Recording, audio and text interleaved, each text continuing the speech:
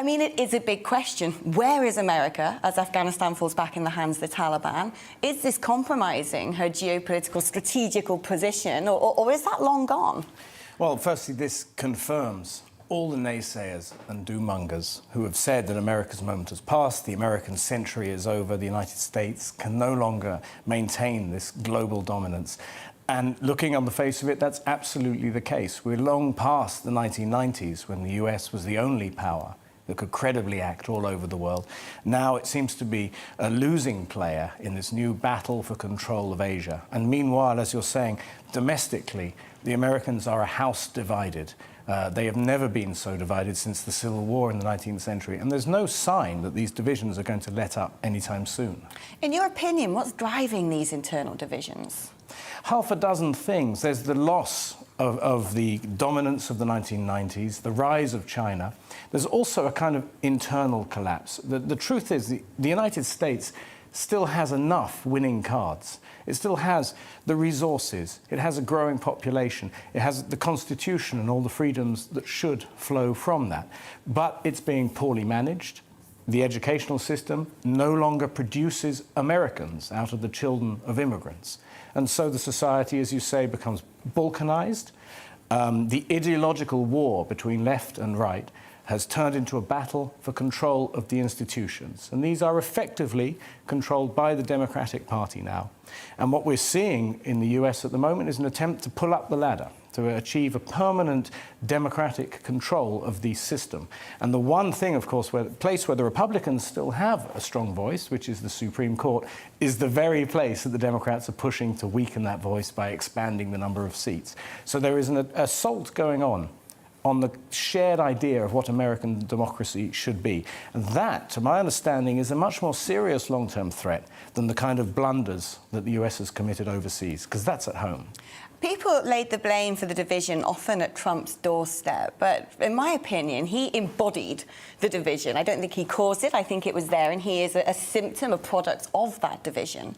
But it's hard to understand, you know, this existential crisis that America seems to have, where it's come from, how it's emerged, why it's sort of dominating them. I mean, it's some of the scenes we're seeing in America, you know, running street battles between extreme organizations. It's always managed to house very diverse opinions, you know, from whether it be you know, extreme Westboro Baptist ideologies, or you know, it's a continent of contradictions.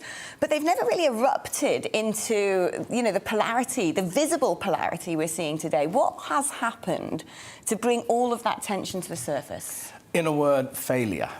The failure of the promise of the American dream, of the upwardly mobile middle-class life that was available to all. On every single survey and data point you could look at, social mobility has slowed in the US, and instead what we see emerging is a kind of class system, where there is now an American equivalent of an aristocracy who are making sure that their children are fine and are basically cutting loose the rest of the middle class. It breaks down about 80-20. In other words, 20% of the country is doing fine, and the other 80% has been cut loose and subjected, as I was saying, to substandard education, to a ludicrously expensive healthcare system, and, of course, to market forces with an incomplete social safety net. And the result is people become radically distressed at the damage that is done to their lives.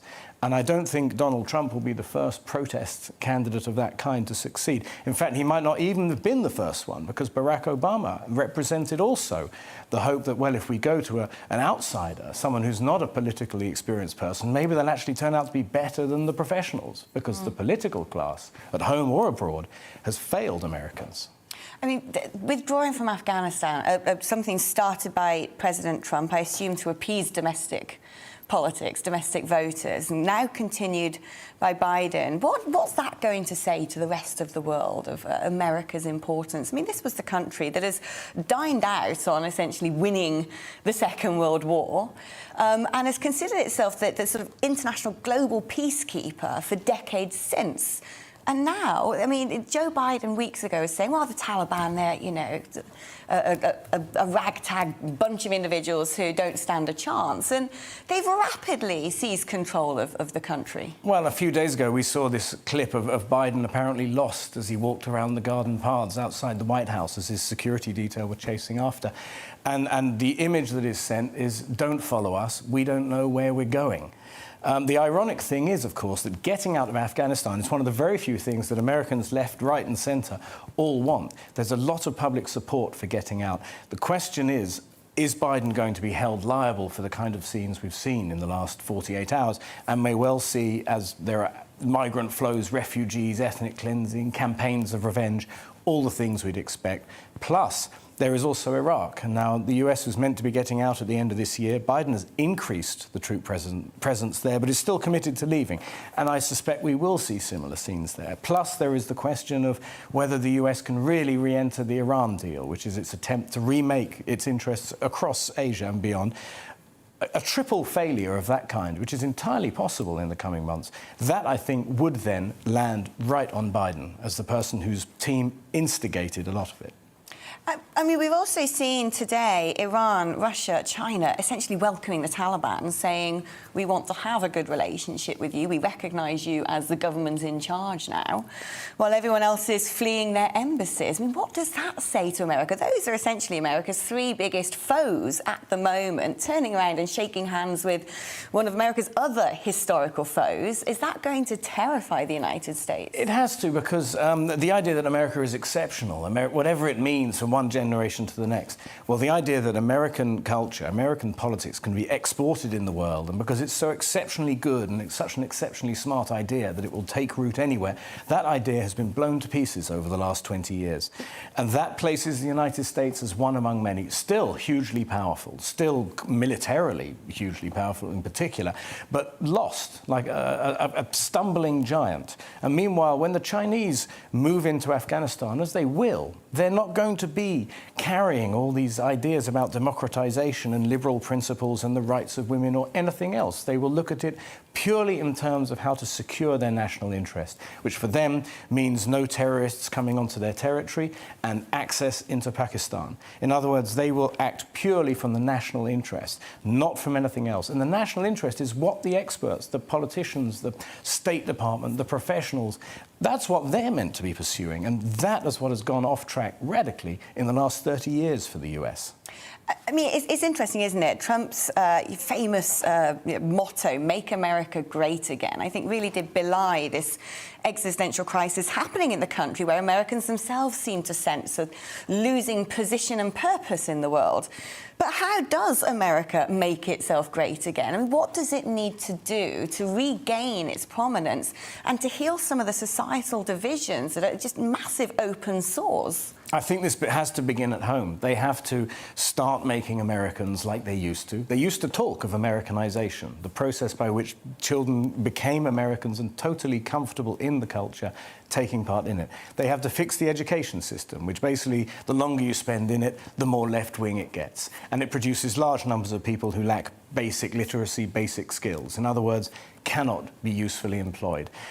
They need to fix the media, which is overwhelmingly left-wing and has fused itself, along with big tech, with the Democratic Party, which makes an open and fair debate increasingly harder to find. They need to fix all of this at home, and of course they need to fix immigration, which they keep arguing about but have failed to do anything about for decades.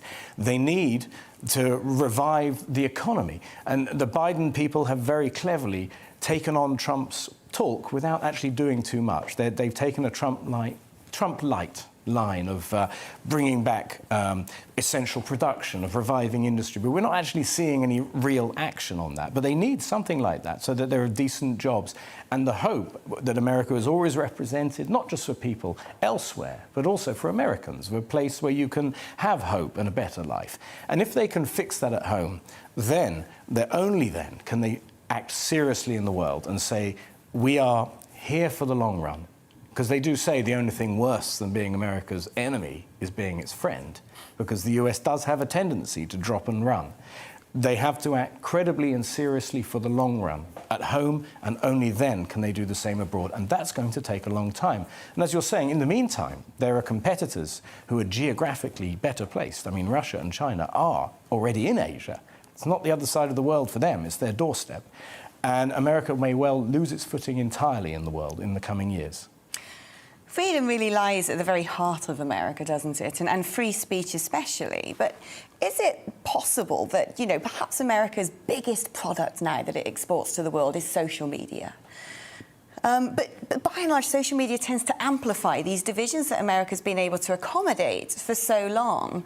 Is social media, in essence, that Frankenstein's monster now coming to hunt its maker? And with it, what America's largely exporting now is almost this toxic culture of perpetual activism.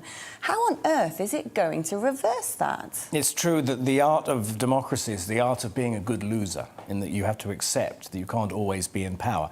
And social media encourages people to become permanent winners, to attempt to destroy each other and so on.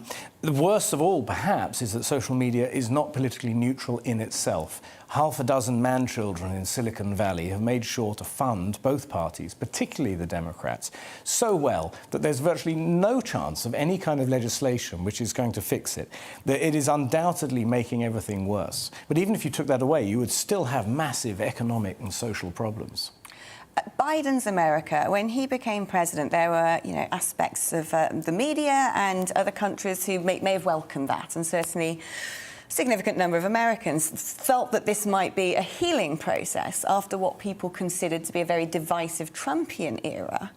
But what is Biden's America? What does it look like? How is it shaping up? And what is going to be his legacy? Well, that is changing rapidly, and at no point has it changed for the better. There's been no major legislation. Instead, we're seeing attempts of massive spending which can't be funded, with inflation on the horizon. We're seeing a catalogue of missteps overseas developing.